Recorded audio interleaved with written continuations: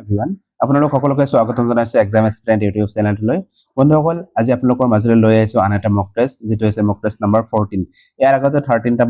মক test দিয়া হৈছে যদি এতিয়াও কোনোবাই চোৱা নাই আমাৰ প্লেলিষ্টত ভিজিট কৰি চাই ল'ব পাৰিব সো দেৰি নকৰি এতিয়া পুনঃ ষ্টাৰ্ট কৰিছো আজিৰ ভিডিওটো আৰু ইয়াত চাব আপোনালোকে প্ৰথমে নিজে কৰিবলৈ চেষ্টা কৰিব আৰু কিমানটা স্কোৰ কৰিব পাৰিছে নিশ্চয় হেপত জনাব আৰু এইবোৰ কোৱেশ্চন চাব একেবাৰে ইজি কোৱেশ্চন লৈ অহা নাই মই মানে মডাৰেট টু হাৰ্ড কোৱেশ্চনে হয় এইবোৰ লৈ আহিছো সো আপোনালোকে যদি ইয়াৰ মানে 15টা কোৱেশ্চনৰ ভিতৰত 13 14টা কাৰেক্ট কৰিব পাৰিছে কোনোবাই তো জানিব আপোনাৰ মানে বহুত এটা ভাল মানে কিহত আছে মানে পজিশনত আছে আপুনি ভালকে পঢ়া-শুনা কৰিছে তেতিয়াহে মানে ভাল এটা স্কোৰ কৰিব পাৰিছে আৰু চাব যদি 13 14টা কৰিব পাৰিছে এক্সামত গৈ হেকিনিয়ে পাব তাতকে কমত মানে নাহে আপোনালোকৰ সো স্টাৰ্ট কৰিছো দেৰি নকৰি আজিৰ ভিডিওৰ প্ৰথম কোৱেশ্চনত কি দি আছে চাব প্ৰথম কোৱেশ্চনত দি আছে যে যেতিয়া আমি ভাষা শিকনৰ জটিল প্ৰকৃতি আৰু বিভিন্ন শৈক্ষিক ব্যৱস্থা ইয়াৰ প্ৰয়োগৰ তাত্ত্বিক স্থিতি তথা মতবাদসমূহৰ আলোচনা কৰো তেতিয়া এই প্ৰেক্ষাপটত সেই উপযুক্ত ধাৰণাটো কি যিয়ে এই চিন্তাধাৰা আৰু দৃষ্টিভংগীক এক সামগ্ৰিক গাঁথনিত বুজিবলৈ সহায় কৰে ইয়াত চাব কি কৈছে যে আমি এনেকুৱা ধৰণৰ এটা মানে পদ্ধতিৰ কথা কৈছে বা শিকনৰ জটিল কিছুমান প্ৰকৃতি আছে যেটো কি কৰা হয় বিভিন্ন শৈক্ষিক ব্যৱস্থা আৰু ইয়াৰ প্ৰয়োগৰ তাত্ত্বিক স্থিতি যিখিনি আছে বা মতবাদখিনি যে আছে সেইখিনি আলোচনা কৰা হয় আৰু এটো কি কৰা এটা প্ৰেক্ষাপট দিয়া হয় আৰু এই প্ৰেক্ষাপটৰ জৰিয়তে ধাৰণাটো বুজি পোৱাত সহায় কৰে এই যেটো ধাৰণাবাদ দৃষ্টিভংগীটো যে কথা কোৱা হল এই ধাৰণাবাদ দৃষ্টিভংগীটোক আমি কি বুলি ক'ব পাৰি এটা আমাক হেতুই হদিছে অপচন 1 ত কৈছে কৌশল এটো এটা কৌশল হয়নে দুই নম্বৰ কৈছে পাঠ্যক্ৰম বিষয়বস্তু আৰু উপাগম সো আমি যদি চাব যাও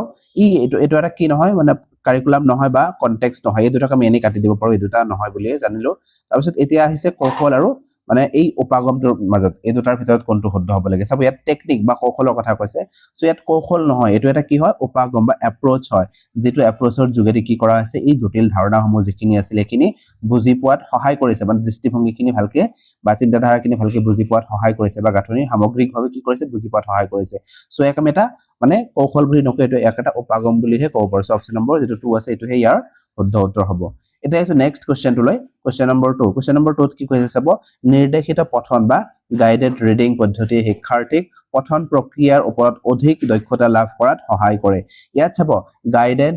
গাইডেড ৰিডিংৰ কথা কোৱা হৈছে বা নিৰ্দেশিত পঠনৰ কথা কোৱা হৈছে চাব নিৰ্দেশিত পঠন বা নিৰ্দেশ যেতিয়া দিয়া হয় তেনেকুৱা ধৰণৰ পদ্ধতিৰ কথা কৈছিলে এজন ব্যক্তিয়ে মানে তেওঁ আছিল জেমছ এছাৰ নামৰ এজন ভাষাবিদ আছিল আৰু তেওঁ কি কৰা হৈছিল মানে কোন এটা বস্তুৰ নিৰ্দেশ দিয়াৰ কথা কৈছিল আৰু নিৰ্দেশ দিলে কি হয় ছাত্ৰ-ছাত্ৰীসকলে ভাষাটো বহুত ভালকে শিকিব পাৰে নিৰ্দেশ মানে কি তেওঁ ক'ব এনেকুৱা ধৰণৰ মানে কৰিবলৈ আৰু ছাত্ৰ-ছাত্ৰীসকলে কি কৰিব সেই নিৰ্দেশ মৰ্মে পাঠটো পঢ়িব আৰু পঢ়ি যোৱাৰ লগে লগে কি কৰিব শাৰীৰিকভাৱে বিভিন্ন ধৰণৰ অঙ্গি-ভঙ্গি কৰি পাঠটো পঢ়িব সো ইয়াত এই নিৰ্দেশিত পঠনৰ কথা কোৱা হৈছে যে নিৰ্দেশিত পঠন পদ্ধতিয়ে শিক্ষাৰ্থীসকলৰ পঠন প্ৰক্ৰিয়াৰ ওপৰত অধিক দক্ষতা লাভ কৰাত সহায় কৰে মানে যাতে অধিক দক্ষতা লাভ কৰিব পাৰে ঠিক তেনেকুৱা ধৰণৰ কি কৰা হয় নিৰ্দেশিত পঠন দিয়া হয় যাতে শিক্ষকে অলপ সহায় কৰি দিব পাৰে তাত সেই পঠন প্ৰক্ৰিয়াৰ মানে কৈছে এই পঠন প্ৰক্ৰিয়াৰ সেই কৌশলসমূহৰ বিকাশৰ জৰিয়তে সম্পন্ন হয় সেই কৌশলসমূহ কি কৰিছে কৌশলসমূহৰ বিকাশৰ জৰিয়তে সেই নিৰ্দেশিত পঠনটো সম্পূৰ্ণ কৰিছে যে শিক্ষাৰ্থীসকলক কোডিং অৰ্থাৎ অৰ্থ নিৰ্মাণ প্ৰক্ৰিয়া মানে এই গাইডেড ৰিডিংটোৱে কি কৰিছে গাইডেড ৰিডিংটোৱে শিক্ষাৰ্থীসকলক কোডিং কৰাত সহায় কৰিছে বা এই যিখিনি অৰ্থ আছে তাৰ অৰ্থখিনি কেনেকুৱা ধৰণৰ হয় এই অৰ্থখিনি নিৰ্মাণ কৰাত সহায় কৰিছে আৰু সেই সম্পৰ্কীয় কাৰ্যত কি কৰিছে পাৰদৰ্শিত কৰি তুলিছে আৰু সেই সম্পৰ্কীয় কাৰ্য যিখিনি কাৰ্য শিক্ষকে কৰিবলৈ দিয়ে তেনেকুৱা ধৰণৰ সেই কাৰ্যখিনিতে বহুত ধুনীয়াকে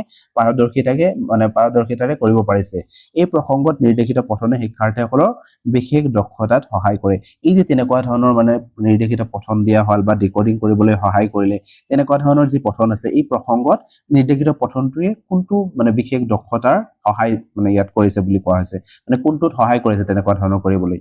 ইয়াত অপচন নম্বৰ 1 ত কৈছে ডিকোড কৰা আৰু অৰ্থ নিৰ্মাণ কৰাত সহায় কৰিব মানে মিনিং কনষ্ট্ৰাকচন কৰাত সহায় কৰিব দুই নম্বৰত কৈছে ডিকোড আৰু সংকেত উদ্ধাৰ কৰাত সহায় কৰিব তাৰ পিছত কৈছে ডিকোড আৰু মূৰ্ত কল্পনাত সহায় কৰিব আৰু কৈছে ডিকোড আৰু সাধাৰণ পাঠত সহায় কৰিব সো চাব ইয়াত ডিকোড কৰা ঠিকই আছে সবতে ডিকোড কৰা বুলি আছে ডিকোড কৰা মানে কি অৰ্থ নিৰ্মাণ কৰিছে আৰু ডিকোড কৰাৰ লগতে ইয়াত আৰু এটা আছে ইয়াত সাধাৰণ পাঠ যেটো আছে সেই পাঠটোৰ কথা ইয়াত কোৱা হোৱা নাই বা মূৰ্ত যিখিনি কল্পনা আছে মূৰ্ত কল্পনাটো ইয়াত নাহে ন যেতিয়া ডিকোড কৰা হয় ইয়াত মূৰ্ত বস্তুটো অহা নাই পাঠটো পঢ়িছে আৰু মানে বিমূৰ্তভাৱে বস্তুখিনিটো বুজি পাইছে সো ইয়াত মূৰ্ত বুলি আমি ক'ব নোৱাৰো তাৰপিছত কৈছে ডিকোড কৰা সংকেত উদ্ধাৰ কৰা মানে কোডিং আৰু ডিকোডিংৰ কথা কৈছে সো ইয়াত ডিকোডিংৰ কথা আহিব কিন্তু কোডিংৰ কথা ইয়াত নাহে ইয়াত আমি চাব যে ডিকোড কৰা আৰু অৰ্থ নিৰ্মাণ কৰা এটোহে ইয়াৰ শুদ্ধ উত্তৰ হ'ব সো আমাক ইয়াত কি কৈছিলে চাব ইয়াত কৈছিলে যে নিৰ্দেশিত যেটো পঠন আছে এই পঠনটোৱে কিছুমান দক্ষতা মানে কিছুমান স্কিল কি কৰে মানে ভালকে মানে দক্ষতাটো ভালকে বিকাশ কৰে তেনেকুৱা ধৰণৰ মানে অৰ্থ যিখিনি পাঠটো পঢ়ি গৈছে পঢ়ি যোৱাৰ লগে লগে কি কৰিছে ডিকৰ্ডো কৰি যাব পাৰিছে আৰু এই এনেকুৱা ধৰণৰ যিখিনি কাৰ্য আছে এই সম্পৰ্কীয় কাৰ্যত কি কৰিছে তেওঁ পাৰদৰ্শিত হৈ উঠিছে এই নিৰ্দেশিত পঠনৰ জৰিয়তে সো সেইকাৰণে কৈছে এনে ধৰণৰ নিৰ্দেশিত পঠনক মানে বিশেষ দক্ষতাৰ মানে সহায় কৰে কোনটো বিশেষ দক্ষতাৰ ক্ষেত্ৰত এই নিৰ্দেশিত পঠনটোৱে সহায় কৰিছে সো আমি যদি ক'ব যাওঁ সেইকাৰণে অপচন নম্বৰ যেটো 1 দিছে ডিকোড কৰাৰ ক্ষেত্ৰত সহায় কৰিব অৰ্থ নিৰ্মাণ ডিকোড কৰা মানে কি হয় মানে বস্তুটো ভালকে তন্নতন্নকে চাইছে অৰ্থ নিৰ্মাণ কৰি আছে দুটা বস্তু প্ৰায় একে সিমিলাৰ হয় সো সেইকাৰণে আমি যদি চাব যাওঁ অপচন নম্বৰ 1 টো শুদ্ধ হয় ক্ষেত্ৰত বাকিটো তিনিটা শুদ্ধ নহয় এটা আছে নেক্সট কোশ্চেনটো লৈ কোশ্চেন নম্বৰ 3 কোশ্চেন নম্বৰ 3 কি হৈ আছে যে ভাষা শিকনত প্ৰসংগগত তলৰ যে ভাষা শিকনৰ প্ৰসংগত তলৰ কোনটো উক্তি শুদ্ধ ইয়াত কৈছে ভাষা শিকন এটা পঢ়ি থকা হৈছে এই প্ৰসংগত তলৰ যে চাৰিটা অপচন দি আছে তাৰ ভিতৰত কোনটো শুদ্ধ হ'ব আমি ক'ব লাগে অপচন নম্বৰ 1 ত কৈছে যে প্ৰথম মাতৃভাষা জ্ঞানে দ্বিতীয় ভাষা শিকনৰ বাধাৰ সৃষ্টি কৰিব প্ৰথম বা যেটো তেওঁৰ মাতৃভাষা আছে মাতৃভাষাৰ জ্ঞানে দ্বিতীয় ভাষা শিকনত বাধাৰ সৃষ্টি কৰিব জানো দ্বিতীয় ভাষাৰ শিকনত এটো সহায় কৰিব কেতিয়াও বাধাৰ সৃষ্টি নকৰে দুই নম্বৰত কৈছে প্ৰথম বা মাতৃভাষাৰ জ্ঞানৰ লগত দ্বিতীয় ভাষা শিকনৰ কোনো সম্পৰ্ক নাই মানে মাতৃভাষাৰ যি জ্ঞান আছে এই জ্ঞানটো সম্পূৰ্ণ দ্বিতীয় ভাষা শিকাৰ ক্ষেত্ৰত সম্পূৰ্ণ বেলেগ হয়তো তাত কোনো সহায় নকৰে বুলি কৈছে বা কোনো সম্পৰ্ক নাই বুলি কোৱা হৈছে আমি যদি চাব যে এটো শুদ্ধ নহব 3 নম্বৰত কৈছে যে প্ৰথম বা মাতৃভাষাৰ জ্ঞানে দ্বিতীয় ভাষা শিকনত সহায় আৰু সমৰ্থ কৰে সো আমি যদি চাব যে অপচন নম্বৰ যেটো 3 দি আছে এটো হে ইয়াৰ শুদ্ধ উত্তৰ হ'ব তাৰ কাৰণটো কি যেটো আমাৰ প্ৰথম ভাষা বা মাতৃভাষা যেটো আছে এই জ্ঞানে কি কৰিব দ্বিতীয় ভাষা এটা অৰ্জন কৰাৰ ক্ষেত্ৰত আমাৰ বহু পৰিমাণে সহায় কৰিব তাত কোনো বাধাৰ সৃষ্টি নকৰে কেতিয়াও এটো কি কৰিব প্ৰথম যিকোনো ভাষা হ'ব পাৰে মানে প্ৰথম ভাষাটো দ্বিতীয় ভাষা শিকাত মানে কি কৰিব মানে আমি পঢ়িছো আগতে ন এনপি 2020 ও কৈছে যে সাপোজ প্ৰথম ভাষাটো মাতৃভাষা আছে আৰু দ্বিতীয় ভাষাটো দক্ষ ভাষাটো আন এটা স্কুলত শিকি আছে এই প্ৰথম ভাষাটো কি কৰিব এটা হাকৰ নিচিনাকে কাম কৰিব মানে এই দ্বিতীয় ভাষাটো শিকাৰ ক্ষেত্ৰত এটা দলঙৰ নিচিনা কাম কৰিব মানে হাকৰ নিচিনা কাম কৰিব এটো বহুত পৰিমাণে সহায় কৰিব বুলি কোৱা হৈছিল সো আমি যদি চাব যাও অপচন নম্বৰ যেটো 3 দি আছে এটো ইয়াৰ মানে শুদ্ধ উত্তৰ এটা আছে নেক্সট কোশ্চেনটো লৈ কোশ্চেন নম্বৰ 4 কোশ্চেন নম্বৰ 4 ত কি হৈছে চাব কোশ্চেন নম্বৰ 4 ত কৈছে অনুষ্কাই নিজৰ শিক্ষাৰ্থীক অচিনাকি ব্যক্তিৰ পথ প্ৰদৰ্শন কৰাত প্ৰসংগত এটা কথোপকথন অনুশীলন কৰিবলৈ দিছে কথোপকথনটো তলত দিয়া ধৰণে ইয়াত কৈছে অনুষ্কা এজন মানে কি আছিল শিক্ষাৰ্থী আছিল আৰু নিজৰ মানে অনুষ্কা এজন টিচাৰ আছিল অনুষ্কা টিচাৰজনে কি কৰিছিল নিজৰ যে শিক্ষাৰ্থীসকল আছে তেওঁলোকক অচিনাকি ব্যক্তিৰ পথ প্ৰদৰ্শন কেনেকৈ কৰিব সেই সম্পৰ্কে এটা কথোপকথন লিখিবলৈ দিছে আৰু কি কৰিছে কথোপকথনটো এনেকুৱা ধৰণৰ হয় অনুশীলন কৰিবলৈ দিছে আৰু এই কথোপকথনটো এনেকুৱা ধৰণৰ হয় ইয়াত কৈছে এ বি দুটা মানে দুজন ব্যক্তি সাপোজ এ কৈছে যে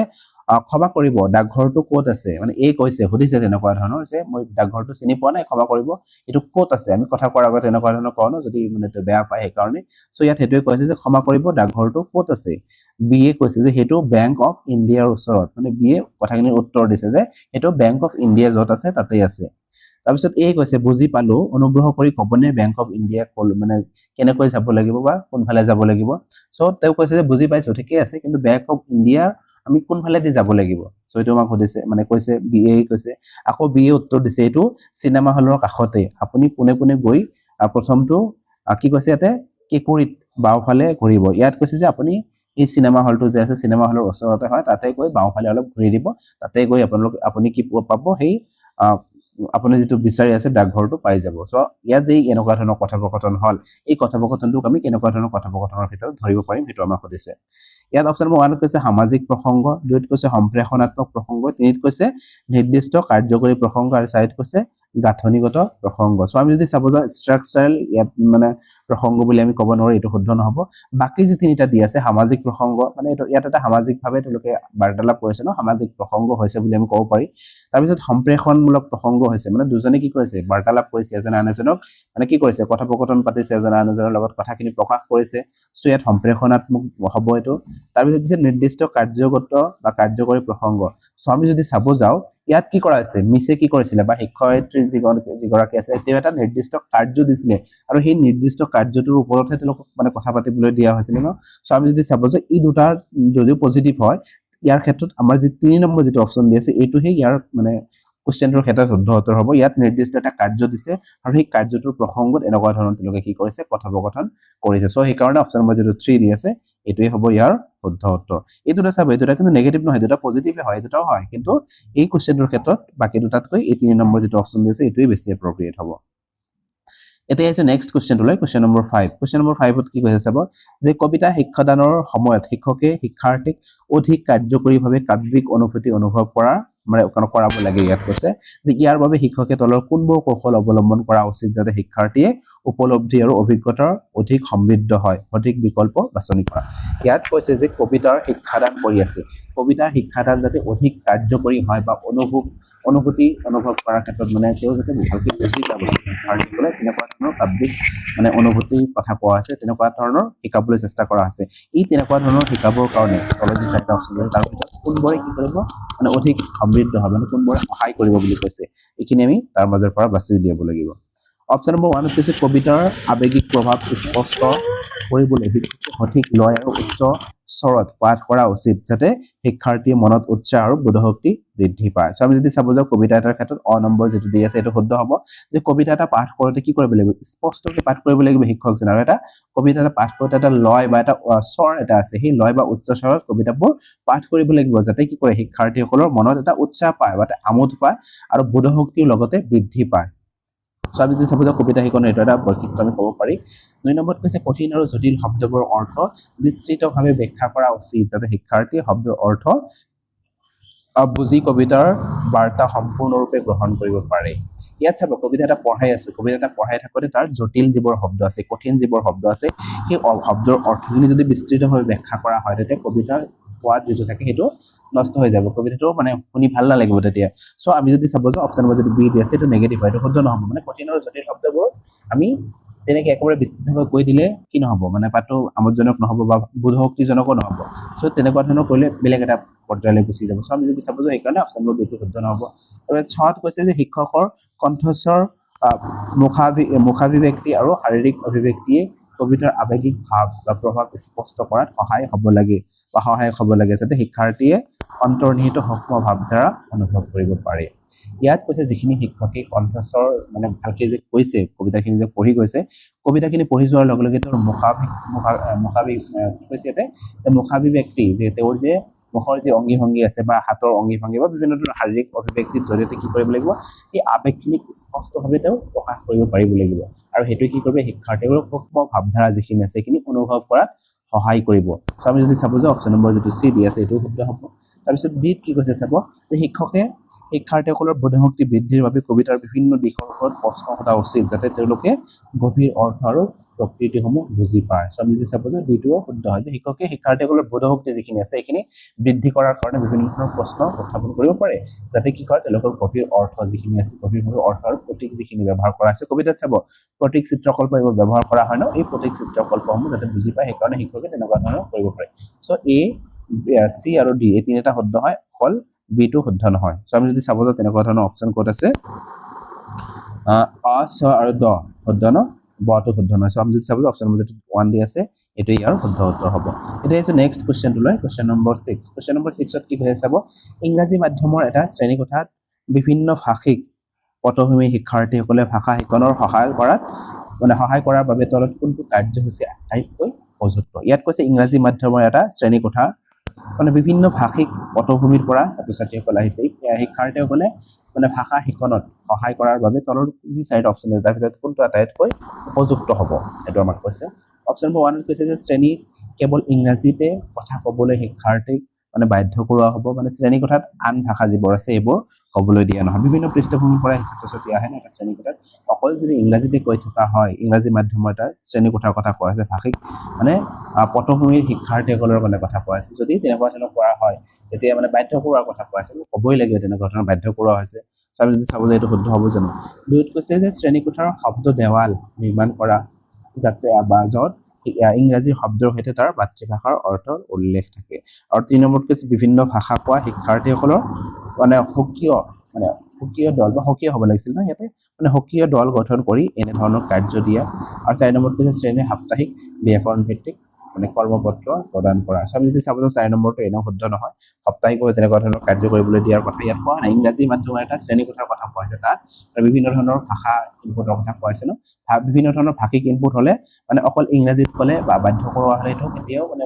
ভাল এটা কাৰ্য নহয় মানে ইংৰাজীত আমি কৰিব পাৰো যে ইংৰাজী মানে তেনেকুৱা এটা পৰিৱেশ বা এটা মহল দিব পাৰো যাতে তেওঁ ইংৰাজী ভাষাটো শিকিব পাৰে তেনেকুৱা এটা মহল দিয়াটো ভাল কথা এইটো ডাইৰেক্ট মেথডৰ ভিতৰত আহিব কিন্তু ইয়াত এইটো কোৱা হোৱা নাই ইয়াত বিভিন্ন ধৰণৰ পৃষ্ঠভূমিৰ পৰা ছাত্ৰ ছাত্ৰীসকল আহিছে যাতে সবে বুজি পায় বস্তুখিনি সবে যাতে এইটো ইনপুট গ্ৰহণ কৰিব পাৰে তাৰ কাৰণে হ'ব লাগিব সো ইয়াত ইংৰাজী কোৱাটো বাধ্যতামূলক কৰালে অপশ্যন 1 যদি চাও এইটো শুদ্ধ নহ'ব ইয়াত যদি চাও অপশ্যন নম্বৰ যিটো 2 দি আছে এইটোহে ইয়াৰ ক্ষেত্ৰত বেছি শুদ্ধ হ'ব ইয়াত কৈছে শ্ৰেণী কোঠাটো যিটো আছে সেই শ্ৰেণী কোঠাত শব্দ এটা দেৱাল বনাব পাৰো ৱাৰ্ড মানে ৱাল এটা বনাই দিয়া হ'ব য'ত কি কৰি থাকিব ইংৰাজী শব্দবোৰ তাত দিয়া থাকিব আৰু লগতে লোকৰ যে মাতৃভাষাত শব্দবোৰ কি বুলি কোৱা হয় তেনেকুৱা ধৰণৰ কি কৰা হ'ব মাতৃভাষাটো তাৰ অৰ্থটো দিয়া থাকিব তেতিয়াহে কি কৰিব বিভিন্ন ধৰণৰ পৃষ্ঠভূমিৰ পৰা অহা ছাত্ৰ ছাত্ৰীসকলে এই ভাষাটোৰ প্ৰতি আকৃষ্ট হ'ব বা ভাষাটো ভালকে শিকিব পাৰিব অপশ্যন নম্বৰ 2 ইয়াৰ শুদ্ধ উত্তৰ হ'ব এতিয়া আছে নেক্সট কোৱেশ্চনটো কোৱেশ্চন নম্বৰ 7 ইয়াত কি কৈছে চাব এগৰাকী শিক্ষকে শিক্ষাৰ্থীক নিম্নলিখিত নিৰ্দেশনাৱলী প্ৰদান কৰিছে মানে এগৰাকী শিক্ষকে বা শিক্ষাৰ্থীক কি কৰিছে এই তলৰ যিখিনি নিৰ্দেশনাৱলী দিয়া আছে এই নিৰ্দেশনাৱলীখিনি দিছে ইয়াত নিৰ্দেশনাৱলীখিনি এনেকুৱা ধৰণৰ আছে যে কি কৈছে চাব ইয়াতে মানে শীৰ্ষক পঢ়া মানে কোনো এটা পাঠ এটা আছে তাৰ শীৰ্ষকটো কেনেকুৱা ধৰণৰ হয় এই শীৰ্ষকটো মানে মূল টপিকটো পঢ়িবলৈ কৈছে তাৰপিছত কৈছে প্ৰস্তাৱনা বা প্ৰথম অনুচ্ছেদটো পঢ়া যে এই প্ৰস্তাৱনাটোত কেনেকুৱা ধৰণৰ কথা আছে বা প্ৰস্তাৱনা যিখিনি আছে বা প্ৰথম অনুচ্ছেদ যিটো আছে এইখিনি অকল পঢ়া এইটো ইয়াত কি ধৰণৰ বস্তু আছে তুমি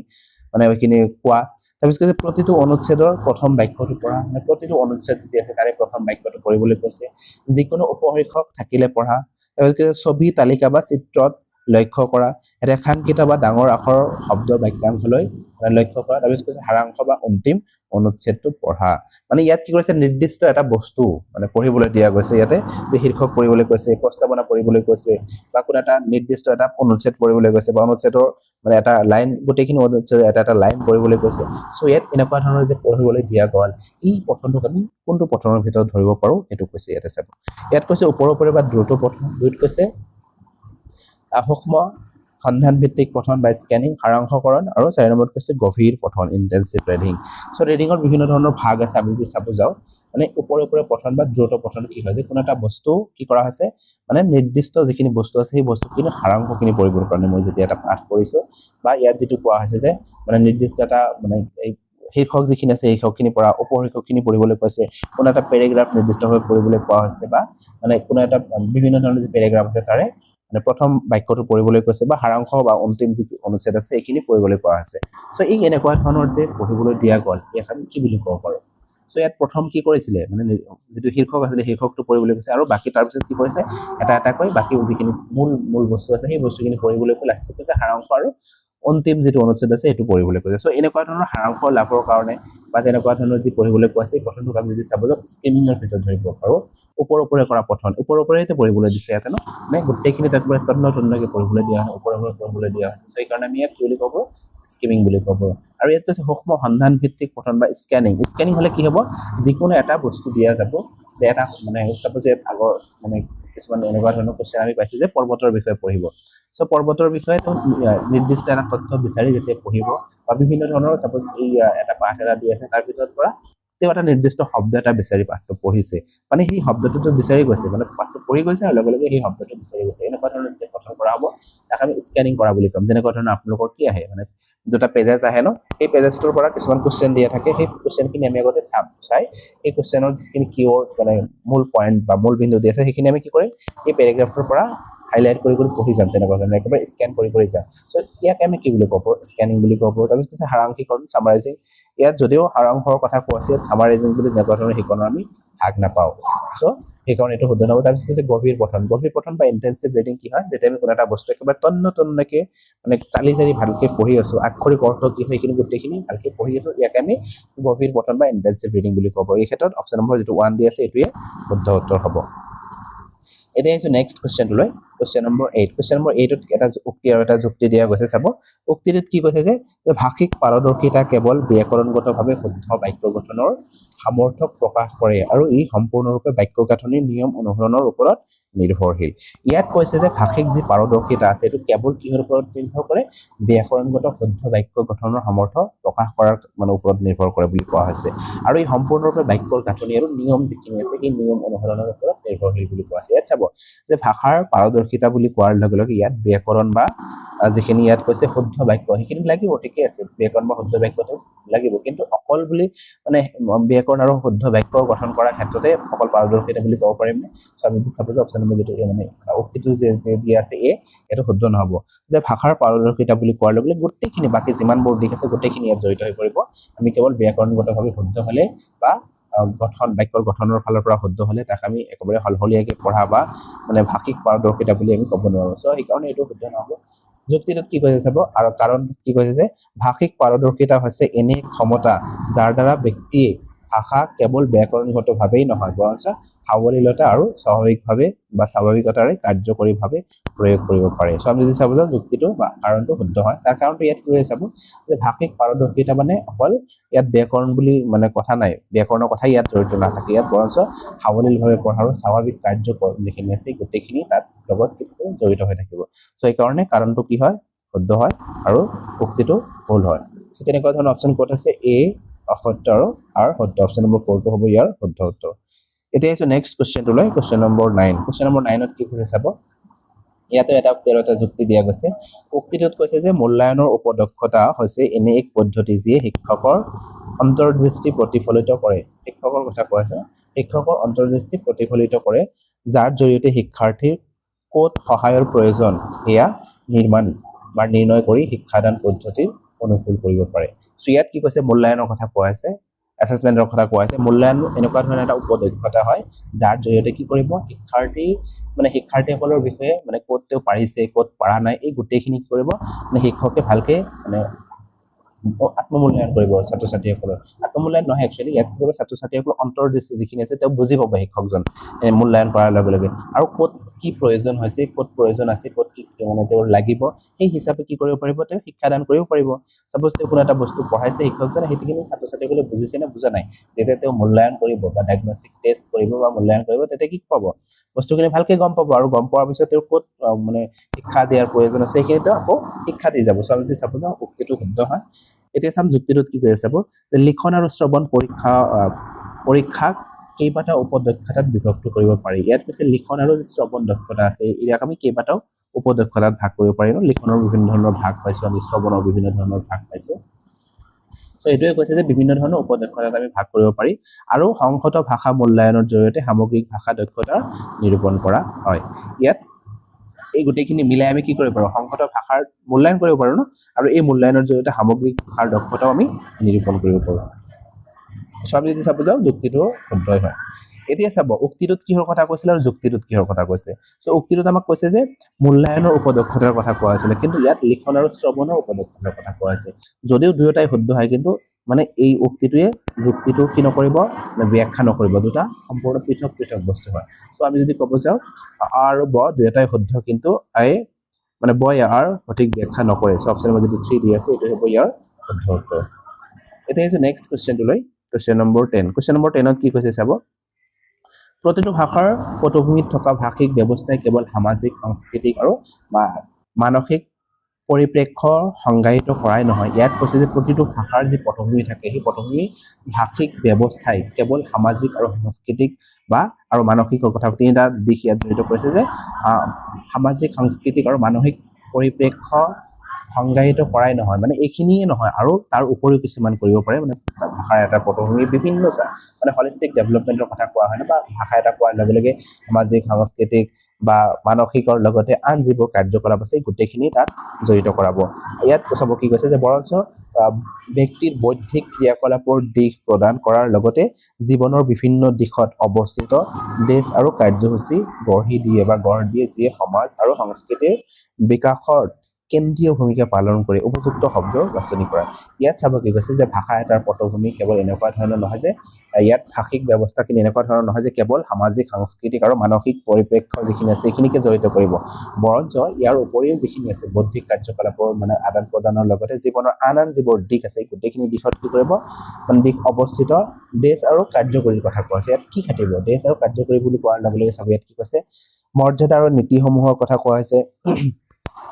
2 নম্বৰত কৈছে ধাৰণাসমূহ 3 নম্বৰত কৈছে সামাজিক আৰু 4 নম্বৰত কৈছে প্ৰত্যাহ্বানসমূহ ইয়াত যদি আমি চাব যাওঁ ইয়াত যি ধাৰণাসমূহৰ কথা কোৱা আছে কনসেপ্ট এটো হ'ব ইয়াৰ শুদ্ধ উত্তৰ ইয়াত চাব যে বিভিন্ন দিশত অৱস্থিত ধাৰণা আৰু কাৰ্য কাৰ্যসূচীসমূহক গঢ় দিয়ে যিয়ে সমাজ আৰু সংস্কৃতিৰ বিকাশত কেন্দ্ৰীয় ভূমিকা পালন কৰে উপযুক্ত যিখিনি বাছিবলৈ দিছিলে সো আমি যদি উপযুক্ত শব্দটো বাছি উলিয়াও ইয়াৰ অপচন নম্বৰ যিটো 2 দি আছে ধাৰণাসমূহক ইয়াৰ শুদ্ধ উত্তৰ হ'ব ধাৰণাসমূহক আমি কৰিব লাগিব ন যিখিনি ধাৰণাটো লাভ কৰিছে এই ধাৰণাসমূহৰ লগতে কাৰ্যকৰীভাৱে কি কৰিব মানে গঢ়ি তুলিব সেই গোটেই বস্তুখিনি সো ভাষা এটাৰ পটভূমি বুলি কোৱাৰ লগে লগে গোটেইখিনি দিশ তাত মৰি থাকিব সো অপচন নম্বৰ যিটো 2 দি আছে এই ক্ষেত্ৰত এটোই হ'ব ইয়াৰ শুদ্ধ উত্তৰ এতিয়া আছে নেক্সট কোৱেশ্চনটো লৈ কোৱেশ্চন নম্বৰ 11 ইয়াত কি কৈছে চাব যেতিয়া আমি নতুন শব্দ পঢ়িবৰ কাৰণে আখৰবোৰক এইবোৰ নিৰ্দিষ্ট ধ্বনিৰ সৈতে সংযুক্ত কৰোঁ তেতিয়া পঠন আৰু ধ্বনিৰ মাজত এক সম্পৰ্ক স্থাপন কৰাৰ সামৰ্থ্য ভাষিক প্ৰক্ৰিয়া হিচাপে জনা যায় ইয়াত কৈছে যে যেতিয়া আমি নতুন শব্দ এটা পঢ়ো এই নতুন শব্দ এটা পঢ়াৰ লগে লগে তাত বিভিন্ন ধৰণৰ আখৰ লাগি থাকিব ন এই আখৰসমূহৰ কথা কৈছে আখৰবোৰক এই নিৰ্দিষ্ট ধ্বনিৰ সৈতে মানে ধ্বনি আৰু ইয়াত আখৰ বুলি কোৱাৰ লগে লগে ইয়াত ডিফাৰেন্স এটা আহিব আপোনালোকে নিশ্চয় জানে ধ্বনি আৰু আখৰ বুলি কোৱাৰ লগে লগে কি হ'ব মানে আখৰ আৰু ধ্বনি মই বুজাই দিছো বস্তুটো আখৰ আৰু ধ্বনি দুটা বেলেগ বেলেগ বস্তু হয় আখৰ আৰু ধ্বনি ইয়াত চাবা আখৰ কি হয় যে এটা নিৰ্দিষ্ট যিখিনি ধ্বনি থাকে সেই এটা ধ্বনিৰ কেইবাটাও আখৰেৰে বুজাব পাৰি আমি তেনেকুৱা ধৰণৰ মই যদি অসমীয়া ভাষাৰ কথাই কওঁ ইয়াত সাপোজ এটা দন্ত্য আছে আৰু এটা মূৰ্ধন্য আছে কিন্তু আমি যদি চাব যে ইয়াত ধ্বনি আমি এটাই পাম দন্ত্যটোৱে ইয়াৰ ধ্বনিটো হয় বা বিশিষ্ট বৰ্ণ যিটো আছে বিশিষ্ট বৰ্ণ এটাই হয় নহে দন্ত্য নহয় হয় মূৰ্ধন্য তাত এই নটোৰ ভিতৰতে সোমাই থাকে বা আৰু যদি ক'ব যাওঁ তালব্য খ মূৰ্ধন্য খ আৰু এই দন্ত্য হ এই তিনিটা আছে আখৰ এই তিনিটা আখৰ মিলি এটাই মানে ধ্বনি হয় বিশিষ্ট বৰ্ণ এটাই হয় তালব্য খটো ইয়াৰ বিশিষ্ট ধ্বনি এইটোই আমাক কৈছে যে আখৰবোৰ সেই নিৰ্দিষ্ট ধ্বনিৰ সৈতে সংযুক্ত কৰি এই বাকি যিখিনি আখৰ আছে এই নিৰ্দিষ্ট ধ্বনিৰ সৈতে ইয়াত কি কৰিছে সংযুক্ত কৰিছে তেতিয়া পাঠৰ ধ্বনিৰ মাজত এই সম্পৰ্ক স্থাপন কৰা সামৰ্থ্য যিটো আছে ভাষিক সামৰ্থ্য ইয়াক আমি কি হিচাপে জানিব পাৰিম ইয়াত চাৰিটা অপচন দি আছে সব তাৰ ভিতৰত কোনটো শুদ্ধ হ'ব ইয়াত কৈছে শব্দৰ গঠন মানে ৱাৰ্ড ষ্ট্ৰাকচাৰৰ কথা কৈছে ইয়াত শব্দৰ গঠনৰ কথা ইয়াত কোৱা হোৱা নাই শব্দৰ চিনাক্তকৰণ নহয় ইয়াত দি চাব যাওঁ ধ্বনিগত বা স্বনিম সচেতনতা বা ফনেমিক এৱাৰনেছ আৰু কৈছে পঠনবোধক সম্মতা বা পঠন অৱবোধ বুলি কোৱা আছে সো ইয়াত আমি চাব যাওঁ এইটো শুদ্ধ নহ'ব ইয়াত অপচন নম্বৰ যিটো 3 দি আছে এইটো হ'ব ইয়াৰ শুদ্ধ উত্তৰ যে ধ্বনিগত বা স্বনিম যি সচেতনতা আছে ইয়াত এইটোৰ কথা কোৱা হৈছে ইয়াত মানে বিভিন্ন ধ্বনি তাত লাগি থাকিব ন এটা আখৰৰ মাজত বিভিন্ন ধ্বনি থাকিব পাৰে বা মানে এটা ধ্বনিৰ মাজত বিভিন্ন ধৰণৰ আখৰ সোমাই থাকিব পাৰে ন সো সেইখিনিতেও নিৰ্দিষ্টভাৱে বুজি পোৱাৰ চেষ্টা আছে সেইখিনি কৰি গৈছে ন প্ৰক্ৰিয়াটো কৰি গৈছে এই যিটো সামৰ্থ্য আছে এইটো আমি ক'ব লাগিছিল ন অপচন নম্বৰ যিটো 3 দি আছে এইটো এইটোৱে হ'ব ইয়াৰ শুদ্ধ উত্তৰ এতিয়া আছে নেক্সট কোৱেশ্চনটো লৈ কোৱেশ্চন নম্বৰ 12 ইয়াত কি হৈছে চাব এই তলত দিয়া উক্তিসমূহ বিবেচনা কৰি সমগ্ৰ ভাষা উপাগম হোল ল্যাঙ্গুৱেজ এপ্ৰোচৰ সঠিক বিকল্পসমূহ নিৰ্বাচন কৰিবলৈ কৈছে মানে হোল ল্যাঙ্গুৱেজ এপ্ৰোচৰ কথা কৈছে চাব ইয়াত হোল ল্যাঙ্গুৱেজ এপ্ৰোচ মানে কি হয় যে ভাষা এটাৰ বিষয়ে যেতিয়া আমি সামগ্ৰিকভাৱে মানে ধাৰণা এটা লোৱা গৈছে সাপোজ মই অসমীয়া ভাষাটো পঢ়ি আছো অসমীয়া ভাষাটোৰ সামগ্ৰিকভাৱে মই ধাৰণাখিনি লৈছো বা সাপোজ মই ভাষা এটা পঢ়া শিকি আছো সাপোজ অসমীয়া ভাষাটোৰ কথাই কৈছো মই ভাষা এটা পঢ়া শিকি আছো বা কোনো এটা পাঠ কৰিছো এই পাঠটো আমি কি কৰিম সম্পূৰ্ণৰূপে কি কৈছে তাত সাৰাংশখিনি কি আছে সামাৰাইজ বস্তুখিনি আমি ভালকে তন্নতনকে চাম মানে তন্নতনকে নহয় একচুয়ালি ওপৰে সেই মানে কি কৰিম সাৰাংশখিনি আমি চাই যাম তেতিয়া আমি তাক কি বুলি ক'ব পাৰো হোল ল্যাঙ্গুৱেজ এপ্ৰোচ বুলি ক'ব পাৰো সামগ্ৰিকভাৱে চাইছে সাপোজ আমি ঠিকনৰ বিভিন্ন ধৰণৰ কি পাইছো ন কি বুলি ক'ব পাৰো বৈশিষ্ট্য বুলি পাইছো কিছুমান যেনেকুৱা ধৰণৰ ইয়াত কি কৰিব মানে হোল টু পাৰ্ট যাব কিছুমান বা কিছুমান কি ক'ব জেনেৰেল টু স্পেসিফিক যাব তেনেকুৱা ধৰণৰ বিভিন্ন ধৰণৰ ঠিকনৰ ভাগ পাইছো বা বৈশিষ্ট্য বুলি ক'ব পাৰো বা লক্ষ্য বুলি ক'ব পাৰো পাইছো ন ইয়াত সেইটোৱে কৈছে যে সমগ্ৰ ভাষা উপাগম বুলি কোৱাৰ লগে লগে ইয়াত আমি সামগ্ৰিকভাৱে বস্তুখিনি চাম আৰু তাৰ পিছতে তাৰ পাৰ্ট যিখিনি আছে সেইখিনিলৈ আমি গতি কৰিম সো ইয়াত সেইটোৱে কোৱা হৈছে সামগ্ৰিক ভাষা অভিগমনৰ ক্ষেত্ৰত যে চাৰিটা বিকল্প দি আছে তাৰ ভিতৰত কোনটো শুদ্ধ হ'ব বা কোনটো অশুদ্ধ হ'ব আমি নিৰ্বাচন কৰিব লাগে ইয়াত কৈছে সমগ্ৰ ভাষা উপাগমে শিশুৰ স্ব উদ্ভাৱিত বানান অভিব্যক্তি আৰু ভাষাৰ স্বাভাৱিক প্ৰয়োগ উৎসাহিত কৰিছে সো ঠিকে আছে সমগ্ৰ ভাষা উপাগমে কি কৰিব শিশুৰ স্ব উদ্ভাৱিত বানান ব্যক্তিগত বা অভিব্যক্তি আৰু ভাষাৰ স্বাভাৱিক প্ৰয়োগক উৎসাহিত কৰিব ঠিকে আছে তাৰপিছত 2 নম্বৰত কৈছে সমগ্ৰ ভাষাই কি কৈছে এটা সমগ্ৰ ভাষা উপাগমত শিশু পঢ়িবলৈ প্ৰথমে বৰ্ণ আৰু ধ্বনিৰ পৰা শিকোৱা হয় যেটো এক বিশ্লেষণাত্মক গাঁথনিৰ এটা অংশ হয় 3 নম্বৰত কৈছে সমগ্ৰ ভাষা উপাগম গঠনবাদৰ ওপৰত প্ৰতিষ্ঠিত যি বিশ্বাস কৰে যে শিশুৱে জ্ঞান আৰু অৰ্থৰ সক্ৰিয় নিৰ্মাণ কৰে সো আমি ইয়াৰ পৰা বাছি উলিয়াব লাগিব যে কোনটো ইয়াৰ শুদ্ধ উত্তৰ হয় সো ইয়াত চাব ইয়াত আমি যে প্ৰথমটো পালো যে ভাষাৰ যি উপাগম আছে মানে ইয়াত কৈছে সমগ্ৰ ভাষা উপাগমে শিশুৰ স্ব উদ্ভাৱিত বানান আৰু যি অভিব্যক্তি আছে আৰু সেইখিনি কি কৰে স্বাভাৱিক প্ৰয়োগত উৎসাহিত কৰিব ঠিকে আছে এইটো শুদ্ধ হয় এই ক্ষেত্ৰত মানে হোল লেংগুৱেজ এপ্ৰ'চৰ ক্ষেত্ৰত শুদ্ধ হয় 2 নম্বৰত যেটো কৈছে সমগ্ৰ ভাষা উপাগমে শিশুক পঢ়িবলৈ প্ৰথমে বৰ্ণ আৰু ধ্বনিৰ পৰা শিকোৱা হ'ব সো ইয়াতে বস্তুটো অলপ খেলিমেলি লাগি গ'ল চাব ইয়াত সমগ্ৰ ভাষা উপাগম মানে এটো নহয় যে প্ৰথমে বৰ্ণৰ পৰা ষ্টাৰ্ট কৰিব যে সমগ্ৰ ভাষা অভিগমন হৈছে আমি সামগ্ৰিকভাৱে চাম ইয়াত যেটো কৈছে চাব অপচন নম্বৰ 8 যেটো কৈছে যে তেওঁলোকে স্ব উদ্ভাৱিত বানান ইয়াত যদিও বানানৰ কথা কোৱা হৈছে ইয়াত ধ্বনি বা আখৰ তেনেকুৱা ধৰণৰ ইয়াত কথা কোৱা হোৱা নাই স্ব মানে তেওঁলোকে নিজেভাৱে উদ্ভাৱিত যিখিনি বানান আছে সেইখিনি স্বাভাৱিক মানে প্ৰক্ৰিয়াত বা উৎসাহিত কৰিব মানে তেওঁলোকে যাতে প্ৰয়োগ কৰিব পাৰে তাত উৎসাহিত কৰিব ঠিকে আছে এইটো মানে আমি যদি চাব যে হোল লেংগুৱেজ এপ্ৰ'চৰ ক্ষেত্ৰত কিন্তু এইটো যেটো কৈছে যে ধ্বনিৰ পৰা ষ্টাৰ্ট কৰিব মানে তাৰ পিছত বাকি যিখিনি আছে সেইখিনি বিশ্লেষণ কৰিব এইটো মানে টপ ডাউন এপ্ৰ'চৰ ভিতৰত পৰিব মানে ওপৰৰ পৰা তললৈ যেটো শিক্ষাৰ পদ্ধতি আছে টপ ডাউন এপ্ৰ'চ তাৰ ভিতৰতে আহিব ইয়াত হোল লেংগুৱেজৰ ভিতৰত নাহিব এইটো যেটো সি নম্বৰত আছে সমগ্ৰ ভাষা উপাগম গঠনবাদৰ ওপৰত প্ৰতিষ্ঠিত ঠিকে আছে গঠনবাদ কনষ্ট্ৰাকটিভিষ্টৰ ওপৰত প্ৰতিষ্ঠিত যে বিশ্বাস কৰে যে শিশুৱে জ্ঞান আৰু অৰ্থ সক্ৰিয় নিৰ্মাণ কৰে সো এইটো শুদ্ধ হ'ব আমি যদি চাব যাও এই বি নম্বৰটো এইটো চাব এইটো নেগেটিভ নহয় এইটো পজিটিভ হয় আৰু এইটো আন এটা ভাষা উপাগমৰ ক্ষেত্ৰত শুদ্ধ হ'ব এইটো টপ ডাউন এপ্ৰ'চ যেটো আছে এইটো ক্ষেত্ৰতে শুদ্ধ হ'ব আৰু ইয়াত টপ ডাউন নহয় সৰি বটম আপ মই ভুলকৈ ক'লো চাব ইয়াত টপ ডাউন নহয় ইয়াত বটম আপৰ মানে আমি শুদ্ধ বুলি ক'ব পাৰিম ইয়াত কি কৰিব তলৰ পৰাহে ওপৰলৈ যাব ওপৰৰ পৰা তললৈ নাহে তলৰ পৰা ওপৰলৈ যোৱা যেটো পদ্ধতি মানে এইটো বটম আপ হলেতো এইটোই হ'ব ন সমগ্ৰ পদ্ধতি আৰু বটম আপ এপ্ৰ'চ সিমিলাৰ হয় বস্তুখিনি সো ইয়াত মনত ৰাখিব মানে বটম আপ মানে তলৰ পৰা ওপৰলৈ যোৱা যেটো পদ্ধতি আছে এইটোই আৰু মানে এই ক্ষেত্ৰত মানে শুদ্ধ হ'ব সো এ আৰু সি শুদ্ধ হয় বিটো অশুদ্ধ হয় যেনেকুৱা ধৰণৰ অপচন ক'ত আছে অপচন নম্বৰ 2 যে কেৱল এ আৰু সি শুদ্ধ হয় আৰু বিটো অশুদ্ধ হয় এটা আছে নেক্সট কোৱেশ্চনটো লৈ কোৱেশ্চন নম্বৰ 13 কোৱেশ্চন নম্বৰ 13 কি কৈছে চাব এগৰাকী শিক্ষকে শ্ৰেণীৰ শিক্ষাৰ্থীসকলক দলত বিভক্ত কৰি শেহতীয়াকৈ বাতৰি কাকত পঢ়াৰ এটা গুৰুত্বপূৰ্ণ প্ৰবন্ধৰ ওপৰত মুক্ত আলোচনা কৰিবলৈ নিৰ্দেশ দিয়ে বাচিক বা কথন দক্ষতাৰ দৃষ্টিকোণৰ পৰা এই কাৰ্যসূচীৰ মূল উদ্দেশ্য কি আমি ক'ব লাগে ইয়াত চাব কৈছে যে এগৰাকী শিক্ষক বা কি কৰিছে তেওঁ দলগত কাৰ্য কিছুমান কৰাব বিচাৰিছে সো ইয়াত মনত ৰাখিব ইয়াত কেনেকুৱা ধৰণৰ দলগত কাৰ্য দিছে এইটো আমি চাব লাগিব ন ইয়াত কৈছিলে যে এগৰাকী শিক্ষকে শ্ৰেণীৰ শিক্ষাৰ্থীসকলক দলগত মানে কিছুমান দলত কি কৰিছে ভাগ কৰি দিছে আৰু শেহতীয়াকৈ বাতৰি কাকতৰ পঢ়া এটা গুৰুত্বপূৰ্ণ প্ৰবন্ধৰ ওপৰত মুক্তভাৱে তেওঁলোকক আলোচনা কৰিবলৈ দিছে এই ধৰণৰ যে আলোচনা কৰিবলৈ দিলে এই কথন দক্ষতাৰ দৃষ্টিকোণৰ পৰা এইটোক আমি কি বুলি ক'ব ইয়াৰ মূল উদ্দেশ্য কি আমি ক'ব লাগে সো ইয়াত চাব মেইন আমাৰ কি আছে ইয়াতে ছাত্ৰ ছাত্ৰীসকলক কিছুমান দলত ভাগ কৰিছে ঠিকে আছে দলত ভাগ কৰি দিয়াৰ পিছত বাতৰি কাকতৰ পৰা এটা টপিক দিছে আৰু সেই টপিকটোৰ ওপৰত তেওঁলোকক মুক্তভাৱে আলোচনা কৰিবলৈ দিছে যাৰ যেনেকুৱা ধৰণৰ মন্তব্য আছে সেই মন্তব্যখিনি তেওঁলোকে নিজে নিজে দাঙি ধৰিব এই তেনেকুৱা ধৰণৰ মানে কৰাৰ উদ্দেশ্যটো কি কাৰ্যটোৰ উদ্দেশ্য কি হ'ব লাগে অপচন নম্বৰ 1 কৈছে মৌখিক সাৱলীলতাৰ অনুশীলন অৰেল ফ্লুয়েন্সি প্ৰেক্টিছৰ কাৰণে দিছে নিয়ন্ত্ৰিত মৌখিক অনুশীলন সব যদি চাব যে ইয়াত নিয়ন্ত্ৰিতৰ কথা নাহিবই এইটো একেবাৰে নেগেটিভ অপচন হয় নিয়ন্ত্ৰিত ইয়াত কোৱা হয় মুক্তভাৱে তেওঁলোকক কৰিবলৈ দিয়া হৈছে সো এইটো নম্বৰ শুদ্ধ নহ'ব নিৰ্দেশিত মৌখিক অনুশীলন সো ইয়াত আমি যদি চাব যাও গাইডেন নহয় তেওঁলোকক ছাত্ৰ ছাত্ৰীসকলক দলত ভাগ কৰি দি ছাত্ৰ ছাত্ৰী সকলোকেহে কৰিবলৈ দিছে গাইড কৰা নাই তাই নম্বৰত কৈছে সক্ৰিয়ভাৱে শ্ৰৱণ কাৰ্য এক্টিভ লিসনিং সো ইয়াত যদি আমি চাব যাও মানে এইটো 3 নম্বৰ যেটো দি আছে কিছু পৰিমাণে শুদ্ধ হয় যেন লাগিছে ন 3 নম্বৰটো কিছু পৰিমাণে শুদ্ধ বা সক্ৰিয় শ্ৰৱণ তেওঁলোকৰ হ'ব ঠিক আছে কিন্তু ইয়াতে তেওঁলোকৰ মৌখিক সাৱলীলতাৰ অনুশীলন কৰিবলৈ দিয়া গৈছে অপচন যেটো 1 দি আছে এইটোৱে ইয়াৰ একেবাৰে এপ্ৰপ্ৰিয়েট মানে আনসাৰ হ'ব অপচন নম্বৰ 1 টো ইয়াৰ শুদ্ধ উত্তৰ এটা আছে নেক্সট কোৱেশ্চনটো লৈ কোৱেশ্চন নম্বৰ 14 ইয়াত কি হৈছে চাব যে পঠন শিক্ষাদানৰ হেতু উপাগম যত শিশুৰ পূৰ্ণাংগ পঠনৰ পূৰ্বে একক বৰ্ণ আৰু ধ্বনিসমূহৰ চিনাক্ত কৰি শব্দৰ সৈতে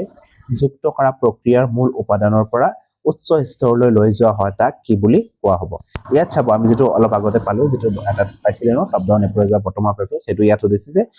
পঠন শিক্ষাদানৰ সেই উপাগম এনেকুৱা ধৰণৰ এটা উপাগম আছে য'ত কি কৰা হয় সেইবোৰ পূৰ্ণাংগ পঠনৰ পূৰণ তেওঁলোকে যাতে সম্পূৰ্ণৰূপে পঢ়া শিকাৰ পূৰ্বে কি কৰিছে তেওঁলোকে একক বৰ্ণ কিছুমান বৰ্ণ আৰু ধ্বনি যিবোৰ আমি পালো ধ্বনি আৰু বৰ্ণ এই ধ্বনি আৰু বৰ্ণসমূহক চিনাক্ত কৰি শব্দৰ লগত সংযুক্ত কৰা প্ৰক্ৰিয়া কি কৰিছে মানে মূল উপাদানৰ পৰা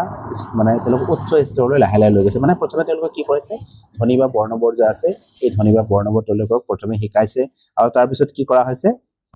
এই ধ্বনিবোৰৰ কিছুমান শব্দ গঠন কৰা শিকাইছে আৰু তাৰ পিছত মানে বাক্য গঠন কৰিব লাহে লাহে উচ্চ স্তৰলৈ তেওঁলোকে গতি কৰি থাকিব মানে সৰুৰ পৰা ডাঙৰলৈ গৈছে এই যেটো পদ্ধতি আছে ইয়াত আমি কি বুলি ক'ব পাৰো মানে বটম আপ এপ্ৰ'চ বুলি ক'ব পাৰো তলৰ পৰা ষ্টেপ বাই ষ্টেপ ওপৰলৈ গুচি গৈছে তো এইটো বটম আপ এপ্ৰ'চে হ'ব আৰু আমি আৰু এটা পাইছিলো ন টপ ডাউন এপ্ৰোচ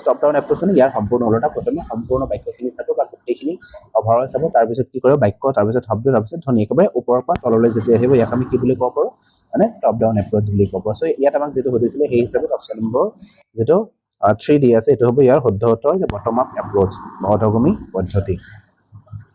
এতিয়া আছে নেক্সট কোৱেশ্চনটোলৈ অৰ্থাৎ আজিৰ ভিডিঅ'ৰ শেষৰটো কোৱেশ্চন ইয়াত কি হৈছে চাব সম্প্ৰেষণাত্মক ভাষা শিক্ষণ পদ্ধতি কমিউনিকেটিভ লেংগুৱেজ টিচিং প্ৰসংগত তলৰ কোনটো উক্তি সত্য নহয় ইয়াত চাব কোনটো সত্য নহয় হেতু কৈছে ইয়াত কৈছে কমিউনিকেটিভ লেংগুৱেজ টিচিংৰ কথা কৈছে কমিউনিকেটিভ লেংগুৱেজ টিচিং কি হয় সম্প্ৰেষণাত্মক ভাষা শিক্ষণ পদ্ধতি কি হয় যে এজন ব্যক্তি আন এজন ব্যক্তিৰ লগত যেতিয়া সম্প্ৰেষণ কৰিব বা ভাষাৰ আদান প্ৰদান কৰিব কথা পাতিব ইয়াকে আমি কি বুলি ক'ব সম্প্ৰেষণাত্মক বুলি ক'ব আৰু সম্প্ৰেষণাত্মক বুলি হোৱাৰ লগে লগে কি হ'ব তাত বাস্তৱ জীৱনৰ যিখিনি বস্তু আছে সেইখিনি তাত জড়িত হৈ পৰিব। সো এই ক্ষেত্ৰত কোনটো সত্য নহয় বুলি আমাক কৈছে ন চাও অপচন কেইটা দিছে এই পদ্ধতিয়ে শিক্ষাৰ্থীক বাস্তৱিক জীৱনৰ পৰিস্থিতিত ভাষা প্ৰয়োগ কৰিবলৈ উৎসাহিত কৰিব সো এইটো শুদ্ধ হ'ব। 2 নম্বৰত কৈছে যে এই পদ্ধতিত যোগাযোগৰ সময়ত হোৱা ব্যাকৰণগত ত্ৰুটি আৰু বানান নিখুঁত কৰাৰ সৰ্বাধিক গুৰুত্ব দিব সো আমি যদি চাব যে এইটো শুদ্ধ নহ'ব যে এই যেটো কমিউনিকেশ্যন এপ্ৰোচ আছে এইটো কি কৰিব বা কমিউনিকেটিভ এপ্ৰোচ আছে এইটো কথা কোৱাৰ ক্ষেত্ৰতে গুৰুত্ব দিব তেওঁ মনৰ ভাৱখিনি যাতে প্ৰকাশ কৰিব পাৰে তাতে গুৰুত্ব দিব ইয়াত ব্যাকৰণভাৱে ব্যাকৰণগতভাৱে কেনেকুৱা ধৰণৰ ভুল কৰিছে বা এইটো কেনেকৈ আমি নিখুঁতভাৱে মানে ক'ব পাৰি সেই ক্ষেত্ৰত কিন্তু এইটো পদ্ধতিয়ে গুৰুত্ব নিদিয়ে সো এইটো শুদ্ধ নহ'ব। 3 নম্বৰত কৈছে যে এই পদ্ধতিয়ে মানে শিক্ষাৰ্থীক বাস্তৱিক আৰু অৰ্থপূৰ্ণ যোগাযোগমূলক কাৰ্যৰ পৰা কি কৰিব কাৰ্যকলাপৰ বাবে প্ৰস্তুত কৰি তুলিব এইটোও শুদ্ধ হ'ব মানে ইয়াত খালি কি হ'ব লাগে বাস্তৱিক জীৱনত অৰ্থপূৰ্ণ যাতে যোগাযোগ কৰিব পাৰে মই কিবা এটা কথা কৈছো সন্মুখৰ ব্যক্তিজনে বুজি পালে হ'ল ইয়াত যদি কিবা ভুল হৈছে এই ক্ষেত্ৰত এইটো ইমান গুৰুত্বপূৰ্ণ নহয় এইটো গুৰুত্ব দিয়া নহয় সো 3 নম্বৰটো শুদ্ধ হয়। 4 নম্বৰত কৈছে এই পদ্ধতিয়ে প্ৰাথমিকভাৱে ভাৱৰ আদান প্ৰদান আৰু কাৰ্যকৰী যোগাযোগৰ ওপৰত গুৰুত্ব আৰোপ কৰিছে 4 নম্বৰটো শুদ্ধ হ'ব। সো আমাক সুধিছিলে কোনটো সত্য নহয় ন সো অপচন নম্বৰ যেটো আমি কি পালো 2 পালো এইটো অসত্য হয় সো সেইকাৰণে এইটো ইয়াৰ শুদ্ধ উত্তৰ হয়। সো এই 15টা কোৱেশ্চন আজিৰ ভিডিঅ'টোত আলোচনা কৰিলো যদি কোনোবা ভিডিঅ'টো ভাল পায় লাইক আৰু শ্বেয়াৰ কৰিব আৰু এতিয়া যদি আমাৰ চেনেলটো সাবস্ক্ৰাইব কৰা নাই সাবস্ক্ৰাইব কৰি কাষত থকা বেল আইকনটো দবাই ৰাখিব আৰু নিশ্চয় কমেন্ট কৰি জনাব আপোনালোকৰ কিমানটা শুদ্ধ হৈছে। সো ভিডিঅ'টো শেষলৈ চোৱাৰ বাবে ধন্যবাদ।